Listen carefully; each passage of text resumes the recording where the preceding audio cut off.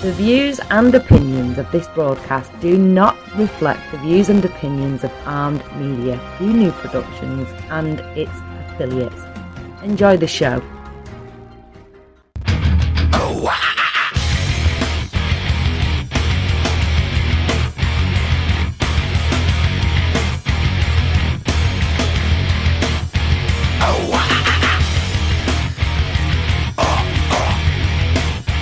Joined your channel.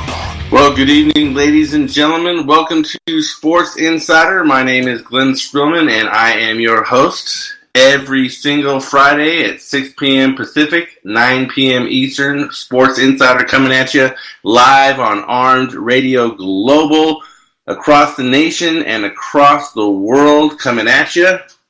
How's everybody doing after the 4th of July?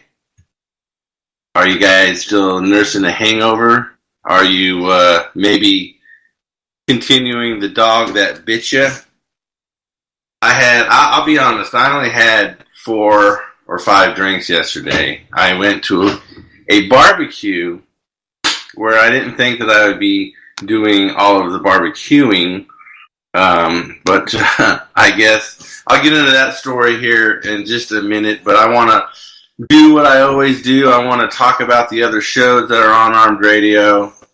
I want to let you guys know that Sports Insider is just a drop in the bucket of what you can get on Armed Radio. If you'd like to look at all of their shows, just go to armedradioglobal.com and you could look under shows or artists, and you can see at the top there you got Night Talk with Joe Rocks, Thursdays at 10 p.m. Eastern. You got Amy Chafalo at 11 p.m. All these times I'm telling you are Eastern times. She's on Tuesday nights. You got After Candy, 8 p.m. For all you foodies out there, you've got All You Could Eat with Rob Rosenthal. And for people who love the paranormal, there's Talk Live Paranormal with Shannon Griffin, Wednesdays at 11. And the shows go on and on and on and on and on. And the show before mine, which I think is one of the best shows on the network, is Pot Talk with Jim Paul. And I believe the guy's name, if I got it correctly, it starts with a J. I think it's Jason. I call him Mr. Moonshine, but I think it's Jason. He's on there as well. But anyway, it's a good show. Check out all the shows. If you miss a show, go to Spreaker.com. You can type in whatever show you want to watch or the artist that does the show. It'll pop up.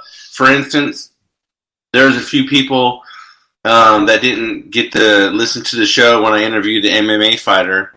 And I put it up. I talked about Spreaker. I went to the MMA site, and I talked about the show.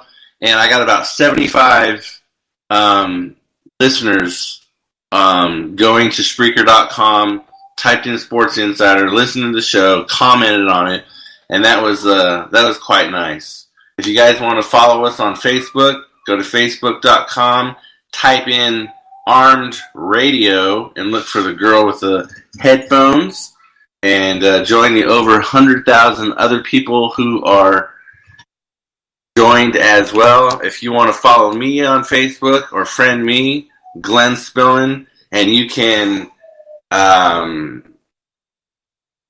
not tweet me. Well, you can tweet me during the show, but you could Facebook message me during the show if you have any questions whatsoever. And excuse me, and ask questions throughout the show. So when you hear that ding, that's usually someone asking a question. So if you just want to pop in and say hello. I mean, there's a lot of people that do that. I don't mind that at all. If you want to tweet, you can tweet at SportsInsider03. And that's pretty much it on that aspect. So, again, on the 4th of July, I went and I had my kids with me, of course. And we went over to this, it was a friend's house. And they had a little baby as well. I think he's 18 months old. 2 cats, and they were doing beef skewers. So you had the beef skewers kebabs. That's what they're called, kebabs. And then I had an apple martini first. Then I had a vodka and juice, whatever juice it was. I don't know. It was fresh juice, whatever it was. I had about 4 more of those. I was sitting outside, doing the barbecue. They just said, "Hey, would you put the briquettes on and do all that stuff for us?" I'm like, "Yeah, sure." But I ended up barbecuing about, I don't know, 25 to 35 kebabs. And anyway, it was all right. It was pretty good, pretty decent. I can't complain, cannot complain. But anyway, hope all you guys had a good, safe fireworks. I did not stay up for the fireworks because it doesn't get dark till almost 9 here, and my kids were tired. So when I go to get them put in bed, I inevitably will fall asleep with one of them. So whether it's, having one on my chest, letting them go to sleep, or laying next to me and go, okay, let's just fall asleep. Sometimes kids will fall asleep easier that way. But and inevitably, I fall asleep too. So that's exactly what I did. Let's check out the scoreboard, shall we? Got the Kansas City Royals 4-1 over the Nationals. Brewers 1-0 over the Pirates, top of the 6th. Got the Orioles blanking the Blue Jays 2-0, bottom of the 7th. Sorry, well, right now you've got the Boston Red Sox, Detroit Tigers delayed, but Boston is winning that game 3-1. They got 3 runs, 7 hits, no errors. With the Tigers, 1 run, 4 hits, no errors. My Yankees, one of my favorite teams, the other one's LA Dodgers. Yankees are 3-2 over the Rays, 3 runs, 7 hits, 0 errors. With the Rays, 2 runs, 5 hits, no errors. Philadelphia Phillies are losing to the Mets 2-1, top of the 7th.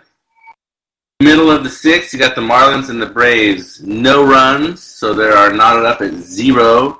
Although the Marlins have 5 hits, Braves only have 1. Top of the 4th, you got the Angels over the Astros 3-1.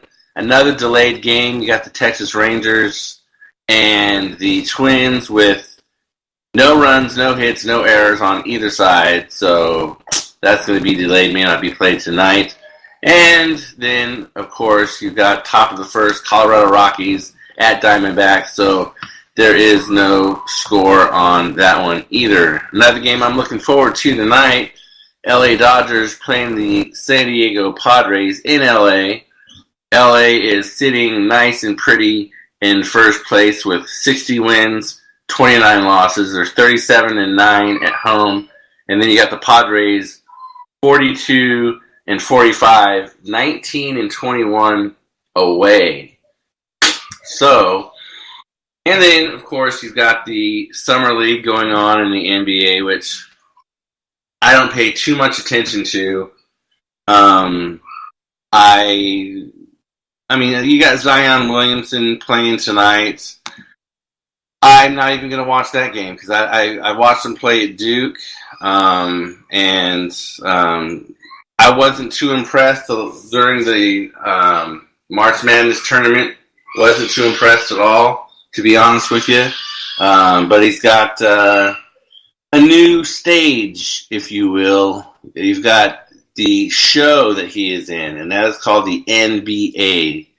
And when you're on a bigger stage, you got bigger players, and you got more people to contend with. And speaking of basketball, you got the Washington Wizards have traded Dwight Howard to the Memphis Grizzlies for C.J. Miles. The Grizzlies will waive or trade Howard, according to a source. However, it is possible that there no longer exists a marketplace of teams interested in signing Howard. Well, that's a little sad. I'm not going to say it's big sad, but the deal to Memphis was $3.1 million. I mean, Dwight Howard. I mean, did you hear about anything with Dwight Howard this year? No. Did you hear anything significant at all about him, even during the season? No. I mean, he's a decent player. He's a big force, but he is also a big force with his attitude. And you've got if you can't play with a guy, you can't play with a guy, and that ruins the what am I trying to say? The chemistry in the locker room, and you got guys that is going to affect their play, and so therefore it shows on the scoreboard and it shows in the win-loss column. And when you have a guy that you can't play with, you get rid of him. And that's exactly what happened in Orlando. That's what happened in LA. That's what happened in Houston. And obviously that's what's happening with his present team. He is not going to last with the Memphis Grizzlies either, as far as I'm concerned. That's just my personal opinion. I just don't feel that he has any... there's really not like in football per se. You've got the Oakland Raiders, which are the bad boys of football. That's where a lot of the guys go that are the dredges that maybe that people forgot about, or maybe people don't want to play with, or the bad boys. They go to Oakland. Now, does that transfer into bad play or bad? No, because that's what the Raiders are known for. But there really isn't, in my opinion, a bad boys of the NBA. So where is he going to end up? He's going to end up out of the NBA probably here within the next couple of years, in my humble opinion. That's just my opinion. Denver Nuggets forward Michael Porter's injury, plagued to start his career, hit another bump on Wednesday as he suffered a knee injury during a team scrimmage. And, when you're plagued with injuries, I wouldn't be doing any, personally, this is just me personally, I wouldn't be doing any scrimmaging, I wouldn't be doing any practicing, I wouldn't be doing the summer league, I wouldn't be doing any of that stuff, because those injuries could knock you out of the regular season and can cost you money. Period. End of story. That's my story, and I'm going to stick to it. So during these trades and whatnot, another part of the Memphis Grizzlies Suns trade include 4 players. Kyle Korver is on the way to the Suns, who plan to waive the guard and allow him to become a free agent, league sources have said. The big free agent right now that is going on is Kawhi Leonard. People are let me answer this question real quick.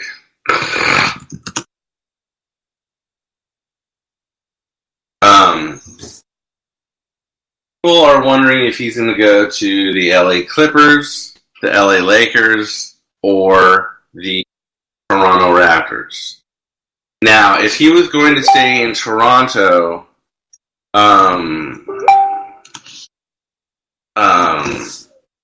to me, personally, again, these are all my opinions, I feel that he would have stayed in Toronto and said, yep, I'm going to stay in Toronto. We just won a championship with these guys. I'm going to stay here. And he wouldn't play this cloak and dagger, and he wouldn't play this game of, I'm going to go meet with these teams, because basically what he's doing, and I don't fault the guy for doing this at all. I fault him zero on this. He's going to go to in my opinion, to the highest bidder. So we'll just use made up numbers here. Say the Clippers offer him $25 million. Well, the Lakers are going to be like, well, we'll match that 25 and add another 5, and then here's $30 million. So then you've got the Toronto Raptors who are going to have to match the $30 million or up it to 31, 32, and then you're also going to have to give years. Is it going to be a 1-year deal? Is it going to be a 2 years? Is it going to be a 5-year deal? Is it going to be a multi-year deal? So what he's looking for, in my opinion, because I don't know what this guy is thinking, but what I'm thinking he's looking for is longevity and a lot of money. So longevity, meaning LeBron James isn't going to be the face of the Lakers for probably another, I would say, 2 years.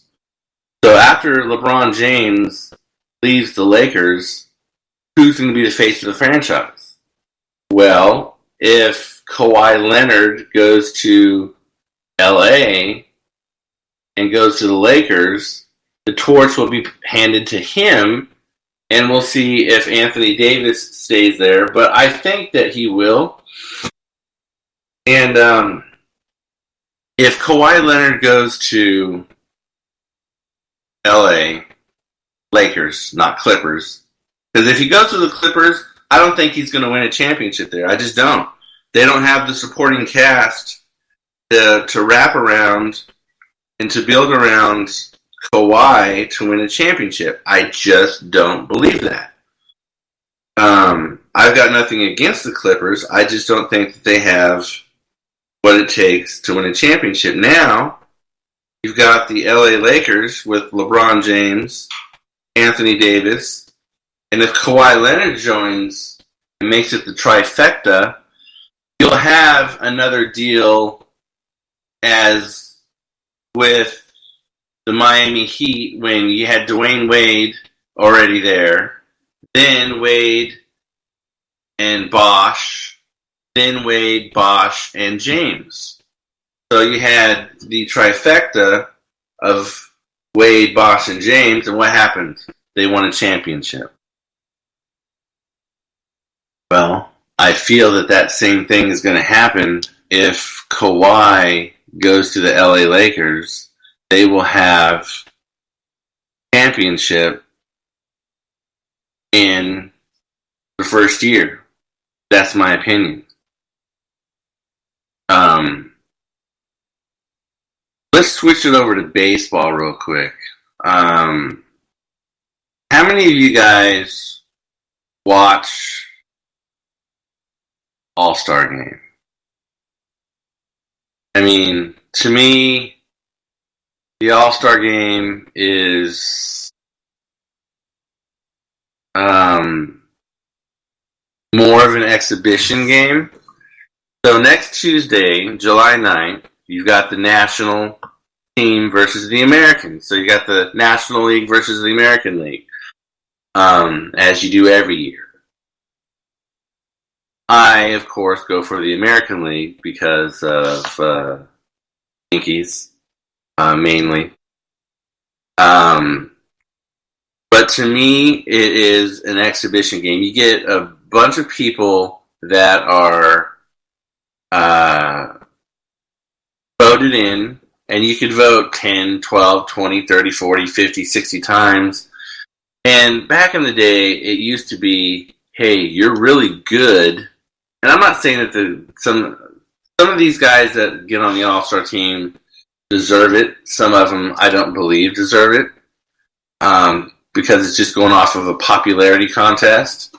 And then some of them might play an inning or a half an inning or, whatever. And to me, it's like, the Pro Bowl. It's an exhibition game. But during that time, one of my favorite pastimes to watch is the Home Run Derby. And I like to see the guys just smack the piss out of this ball, and just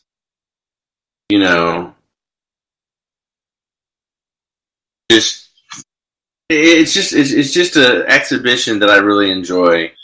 I mean, you've got the rise of the home run from 1919 to 1958. So before Babe Ruth, home runs, they existed. They called it more than something when a player got a triple. But before Babe Ruth, no one really tried for home runs. That wasn't their goal. They just happened. And they were seldom. Then Babe Ruth, he hit 29 home runs in 1919. Out-homering entire teams and putting a successful pitcher career aside, became the best player in history, biggest celebrity in the country, and he brought the rest of the sports with him to the future. So along the way, Ruth also invented something like the home run derby. So,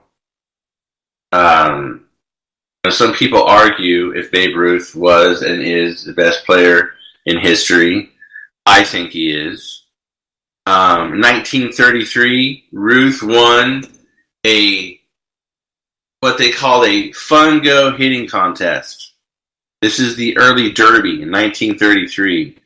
By hitting a ball 395 feet. In the next few decades, home run contests became staples of exhibition events. Notice I said exhibition events, like the All-Star Game, exhibition. Ted Williams, Ralph Kiner, Joe DiMaggio, and other superstars would step out of the canon and do things that were in many ways even more memorable. So, I really like watching the home run derby. I mean, some of these guys, steroid era, you had Barry Bonds, you had Mark McGwire, you had Sammy Sosa. But let me ask you this. If you really have a problem, and I know we talked about steroids a few weeks ago, but do you really have a problem with a guy taking a illegal substance so he could hit the ball harder and farther? And the illegal substance being steroids. Yeah, you're going to get bigger. Yeah, you're going to get stronger. And yeah, you're going to hit the ball harder and farther. Have a problem with it. I don't have a problem with it. I wish that they would allow certain... Now, if you can get a doctor to administer steroids, and let me take a drink here. Administer the steroids and monitor the player and tell the player, okay, this is what you can take, this is when you can take it, and this is what's going to happen. I would be a proponent of that. Because players are getting busted for substance abuse every single week. Find somebody else.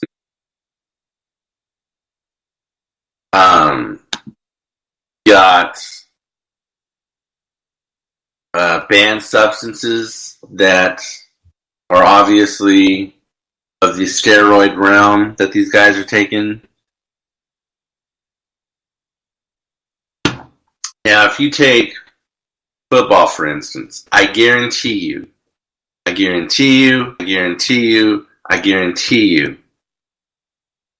you've got 80% of people in the NFL, I don't care what position that they play, I guarantee you 80% of those guys are on some kind of steroid. Guarantee you. They're built, just the way that they're built, you can tell that they're on something.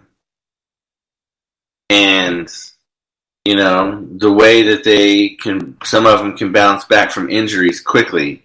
Steroids can help you do that because steroids repair injuries. I mean, when you get a cortisone shot, what do you think that is? Steroid shot. Now, they're giving it to you to mask the pain so you don't feel it. But it's a steroid nonetheless. So you bounce over to, now there's been people in golf, that have taken steroids, in tennis and bowling, if you can imagine that. Bowling. Every sport out there, I don't care what it is or where it's from, has had a player steroids.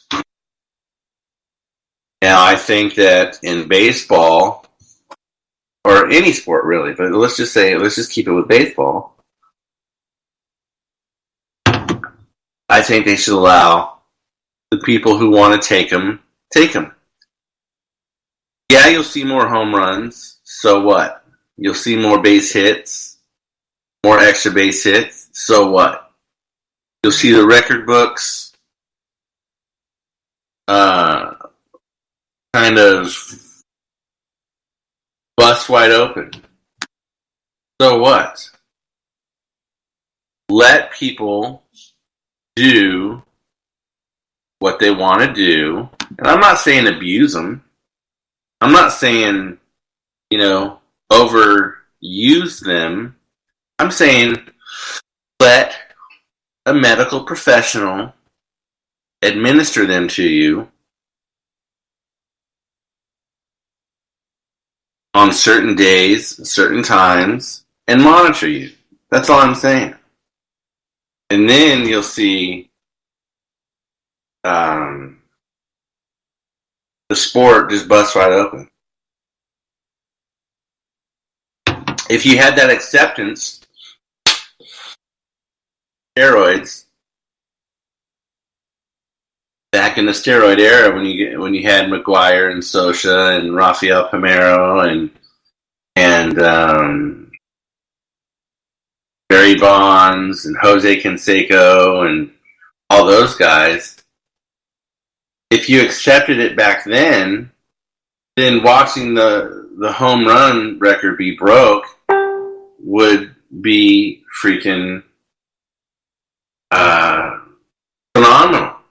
You wouldn't have to worry about, is the guy juicing? Yeah, he's juicing. We know he's juicing. But you want to see a guy hit 60, 70 home runs in a year.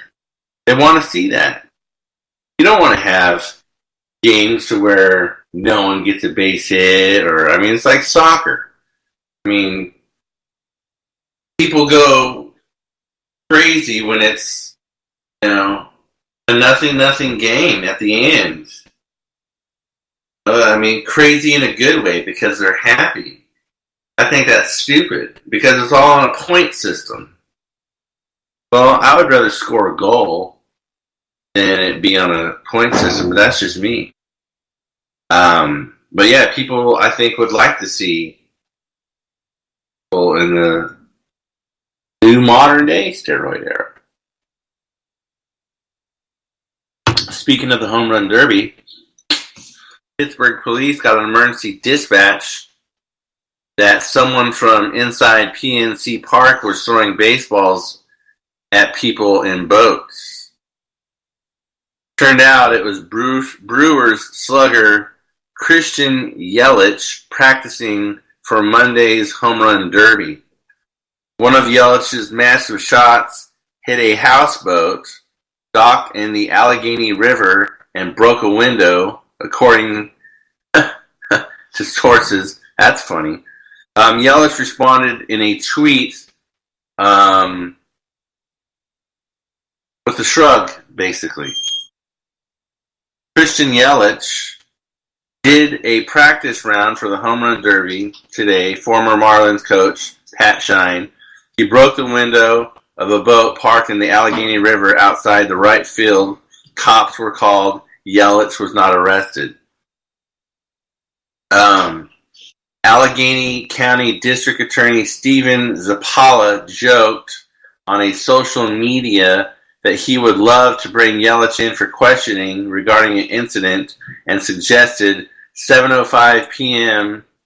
the start time of Brewers game against Pittsburgh at PNC Park. With an MLB leading 31 homers and counting, it hardly seems that Yelich needs to practice. But he took some soft tosses at PNC from the former Marlins coach, Pat Shine, with the aim of hitting them out of the park. And I quote, "When it started out, I thought it was a young kid throwing the ball in the river," boat owner Clint Lawler told the Pittsburgh Post-Gazette. "I was like, oh, there's a baseball, so I went and got my pole. The next thing I knew, they were coming over the wall and hitting boats." Lawler estimated that at least 4 balls landed in the water, and he fished out one as a souvenir. So that's funny. I mean, what do you think this dude was thinking? Just sitting there chilling, having a drink, or 2 or 3 or how many? Maybe having a little party, and all of a sudden, bam! Freaking ball busts the window. What do you think's going through that person's mind? That's kind of funny to me. I mean, so you got the cops called, and I don't know. I mean, I would love to hear. I mean, I know the district attorney joked about it. I would love to hear what the cops had to say about it. Major League Baseball has suspended Philadelphia Phillies outfielder Odubel Herrera for the rest of the season for violating MLB's joint domestic violence, sexual assault, and child abuse policy. Herrera will not appeal the decision. His unpaid suspension will be retroactive to June 24th and will cover 85 regular season games and any postseason games that the club may play in 2019. Having reviewed all of the available evidence, I have concluded that Mr. Herrera violated the policy and should be subject to discipline in the form of an unpaid suspension that will cover the remainder of the 2019 season, Commissioner Rob Manfred said in a statement issued earlier today. On Wednesday, domestic violence charges against Herrera were dropped following a hearing at Atlantic City Municipal Court. The state prosecutor told reporters that Herrera's girlfriend did not want to proceed with the case, leading to the decision to dismiss. Today, I accepted the suspension from Major League Baseball resulting from my inappropriate behavior, Herrera said in a statement. I acted in an unacceptable manner and am terribly disappointed in myself. I alone am to blame for my actions. I've taken meaningful steps to assure that nothing like this will ever happen again. I have learned from this experience, and I have grown as a person. I look to apologize to the Phillies organization, my teammates, all my fans, and I look forward to rejoining the Phillies once my suspension is severed and continuing to work, being a better partner, a teammate, and a person, end quote. So, on top of that, Herrera was ordered by the court to complete counseling within 60 days as a condition of the dismissal of the charges. Herrera had been accused of domestic assault against his girlfriend on May 27th at the Golden Nugget Hotel and Casino in Atlantic City. Officers said they found a 20-year-old woman with visible signs of injury to her arms, neck that were sustained after being assaulted by her boyfriend. Herrera, 27, had been facing charges of simple assault and knowingly causing bodily injury. Following the arrest, Herrera was placed on administrative leave by the MLB. He has not played for the Phillies since May 26th. And here's another quote. The Phillies fully support the decision by the Commissioner's Office to suspend Herrera for violating MLB's joint domestic violence policy. All instances of domestic violence are abhorrent and unacceptable, and we will unequivocally support baseball's collective efforts to prevent domestic abuse. We are encouraged by Herrera's acceptance of his discipline as an indication of his willingness to learn from this and change his behavior. End quote. That sucks. Tell you what, man. I have talked about domestic violence for a long time on this show.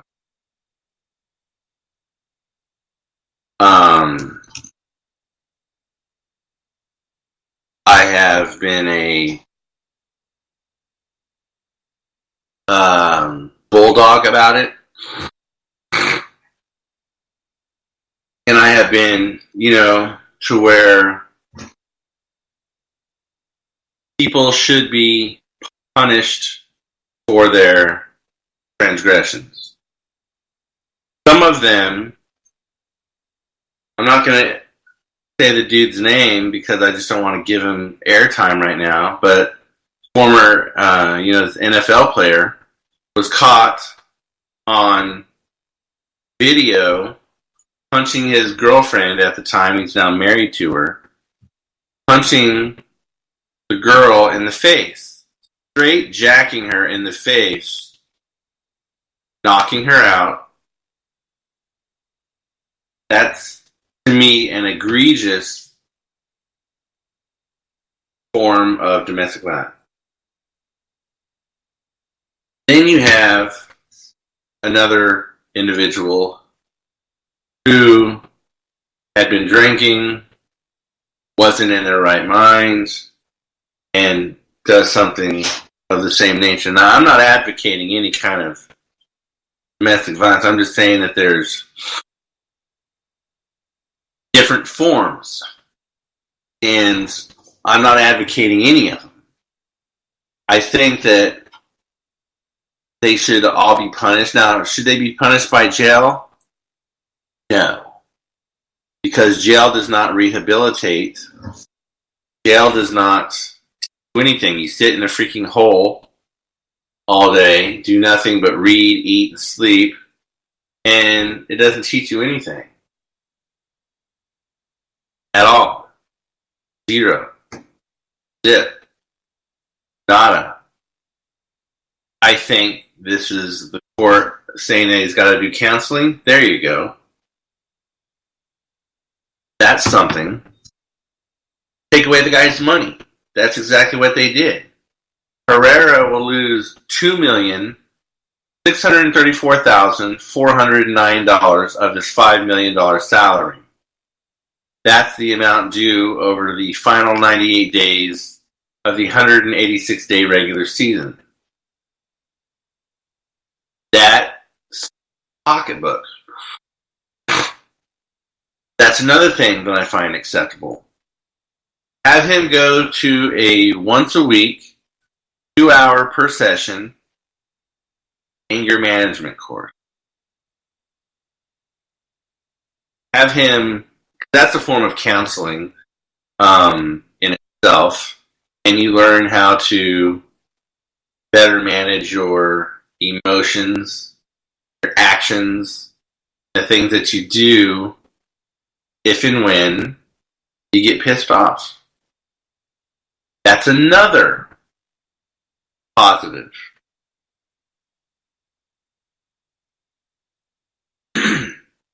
Find the guy. Make him pay retribution. There's another positive. Sending someone to jail over, I'm not saying don't punish them. I'm saying punish them with the thought of rehabilitating their brain. Because when you change a person's thought pattern, change their actions. When you change their actions, you change the way that they do things. So Ashley just chimed in and said hello. Just tuned in. 43 minutes late, woman. But anyway, hey, better late than never, right? You can always go to Spreaker.com and listen to the show when it's put up there. Like tomorrow, producer Jim Bell will have that bad boy up. He's really good about being expedited about this stuff. So, back to the domestic violence. I think that they should make Herrera go to a battered woman's facility and listen to some of their stories. I think that he should serve some form of community service, whether it's a work project or some sort of community service for a certain amount of days, not just hours, but a certain amount of days. You see, all of these things that you do to this person causes them to think. Every time that they do something, causes them to think, oh man, the reason why I'm here is because of what I did. The reason why I'm here is because of my actions. So if I don't want to go through all this stuff again, then I better change the way that I think. The way that you're going to change the way that someone thinks is by doing all the stuff that I talked about. Again, jail, screw that. No. Now, if it's a repeat offender and they've got 2, 3, 4, 5 offenses of the same thing, yes, then do something like that. Be more stringent with your penalties and with your punishment. But for this dude, flipped up, he did something wrong. He put his hands on a woman, which is wrong, unless it's, unless you're in a bedroom with some sadist that says choke me when you're having sex with them. That's the only time you put your hands on a woman. Or she says spank my ass. That is the only time you put your hands on a woman. Other than that, don't do it. Shit. Quick little update. Freaking Tampa Bay just scored. It is now top of the ninth. Freaking 4-4 New York Yankees, Tampa Bay Rays. That freaking sucks. That happened last night too. So, Herrera is in the third year of a $30.5 million 5-year contract and is due to make $7 million next season and $10 million in 2021. So, I mean, the guy, he was an all-star center fielder in 2016. He hit .222 with 1 home run, 16 RBIs in 39 games this season. He missed time in April due to a hamstring injury. Well, the guy's going to have a lot of pine to be sitting on and a lot of time to think about his actions of domestic violence. So for all you people out there who are advocates of non-violent, speak up. Just finished my drink. Completely empty now. We've got about, 13 more minutes. So if any of you guys want to comment on anything that I've said or ask any questions, feel free to chime in on Twitter or Facebook and share it out. So, talk a little. What did you guys think of that?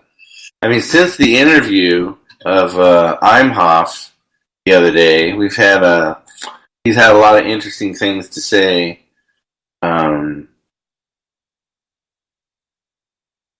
his Facebook feed. So do you guys think that Jones and Nunes are the best of all time in MMA sports? You got John Jones, you got Amanda Nunes. They've both been headlining roles at UFC 239 tomorrow. Jones is regarded by many of the top pound-for-pound best men's fighter ever. Pound for pound. Nunes has the same distinction among women. Nunes is a beast. Now I've seen her fight. Did you guys see the freaking Cyborg fight? You thought the way she looked, thought Cyborg was going to come out and do some damage. I did not think that Cyborg was going to win at all. But Nunes, first round, knocked the piss out of freaking Chris Cyborg, dude. Knocked the piss out of her. Knocked her into freaking next week. Cyborg didn't even know where she was. I think Nunes is pound for pound best fighter, male or female. So what do their peers have to say about John Jones? Let's start off with John Jones. And the question was asked to them, is John Jones the greatest male fighter ever? And Claudia Gadella says, I think Anderson Silva is the best. He was one on top for so long, he beat everybody. He was so dominant in a time when everyone was trying to clear out the top. He beat everybody, and badly. John Jones is a technical fighter. He's an amazing fighter, but I think he needs to do a little bit more to do what Anderson did. Meant a lot of Brazilians, and he was the god of MMA in Brazil. I grew up watching him and had an awesome career. Now, of course, you're going to have one Brazilian talking to about another Brazilian. Of course, they're going to pick that or them. Jack Marshman, yes, I've been lucky enough to do some live sparring with him, and when I was at Jackson, the best there ever was. Just his creativity, his athleticism, his amazing fighter. Can't beat what he does. Sparring was intimidating. He's just a great fighter. Let's go one more. Julia Avila.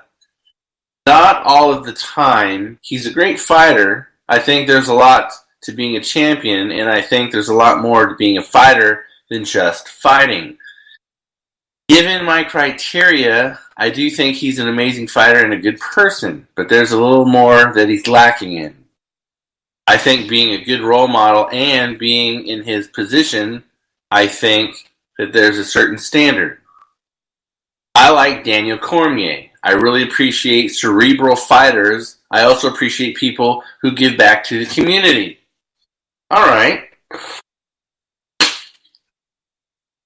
All fine and dandy, all good. Now let's switch it over, flip the coin. Let's go to Amanda Nunes. And the same question was asked. Is Amanda Nunes the greatest female fighter ever? Amanda Nunes says, yes, this is speaking on herself. Yes, I proved it. I beat the most dominant woman on the planet, Chris Cyborg, at featherweight. I have all those accomplishments in my original bantamweight division. I became champion in my original division. I had 2 belts. It never happened before in women's MMA. I'm going to defend my 2 belts. Never happened before. Randa, R-A-N-D-A, Randa Marcos says, Ronda Rousey definitely is one of the best. She did a lot for the sport, a lot for us women. She opened doors for other divisions. I definitely look up to Ronda. I don't think that she answered the question. Yeah, is Ronda Rousey one of the best that has fought in the women's division? Absolutely. I can't argue with that. She's one of the best, but is she the best? Absolutely not. Look at her past 3 fights. Look at how she was dominated. She's not a stand-up fighter. If you stand up with Ronda, you're going to knock her into next week. If she takes you to the ground, that's a whole other story. So Michael Chisa says, I'm going to have to say yes to that one. You win 2 titles, especially the way you cap it off, the way she did against Chris Cyborg. That's a pretty clear-cut winner there, especially with the amount of talent she's faced. I mean, beating Miesha Tate in the fashion she did, beating Ronda Rousey in the fashion she did, beating Chris Cyborg. She just totally blew these girls out of the water. I do think she's got a tall order ahead of her in Holly Holm. I think this will be her toughest challenge to date. Holly Holm lose a lot. Even if Holly wins, I don't think she'll take that title as best female fighter ever from her, but she definitely has the tools to take one of those belts from her. Okay, Holly Holm. She's mainly a kickboxer, and she beat Ronda Rousey, but she also got beat herself. Now, can Holly Holm beat Amanda Nunes? I personally don't think so. I think Amanda Nunes is going to come out and freaking tag her right off the bat and go balls to the freaking wall and win that fight. And then when that happens, Amanda Nunes will have beaten the best in the game with Chris Cyborg, Miesha Tate, Holly Holm, Ronda Rousey. All right, let's ask another question. Who's the most underrated fighter in the UFC? So, Aljamain Sterling. So, he's got a phenomenal skill set.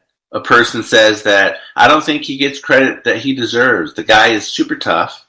I think sometimes he gets a little overlooked because he had a couple of shortcomings, but as of late, I don't know how you don't have the guy pegged as number 1 contender with that win over Pedro Munoz.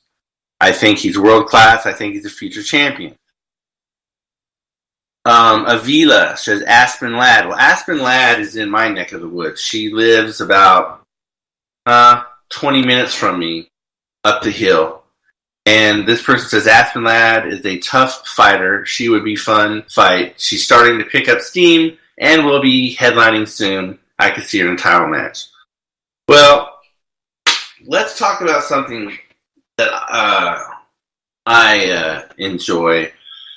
I don't know if I've ever mentioned this on the show or not, but I am a paranormal investigator.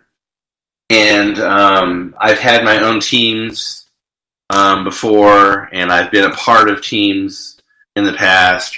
And I was excited earlier today when someone posted on Facebook, a friend of mine, about, haunted hiking places in Northern California, and some that you have to visit before you on your bucket list. So I would say that I'm going to be going to one of these places pretty soon with these group. Now, if it's some of the same people that I was involved with a few years ago, that's going to be fun, because I don't have time to tell you. I'm going to tell you a story next time about one of the investigations that we went on, and the woman that we did the investigation for, she was only 40 years old, and she ended up dying. And I'll go into that. I'll leave a little cliffhanger. I'll go into that next show because it was pretty freaking wild, man.